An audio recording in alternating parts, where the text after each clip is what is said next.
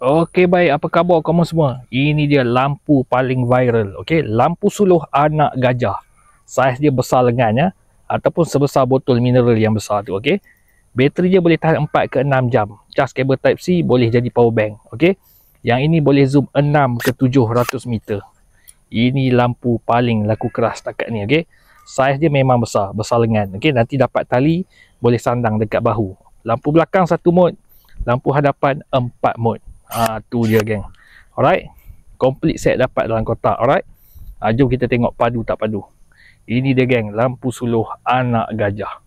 Let's go kita tengok. Okey, jom kita on lampu suluh anak gajah. Lampu belakang dia kita tekan button on 3 saat. 1 2 3. Ini lampu belakang dia, okey. Lampu belakang dia 1 mode saja. Tu dia. Alright.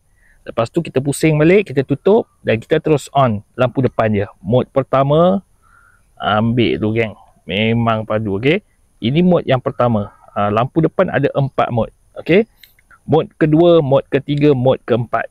Alright, ada 4 mod. Okey, dia punya zoom macam mana? Tolak kepala ni ke depan. Okey, nak kebang dia, tarik balik ke belakang. Alright, dia punya zoom 600 ke 700 meter. Okey, memang padu geng lampu ni. Okey, jom kita tengok. Tu dia saya zoom, punya jauh tu saya zoom. Okey, padu tak padu? Ni namanya lampu suluh anak gajah. Jadi kalau berminat, tekan back kuning terus geng. Lampu suluh anak gajah.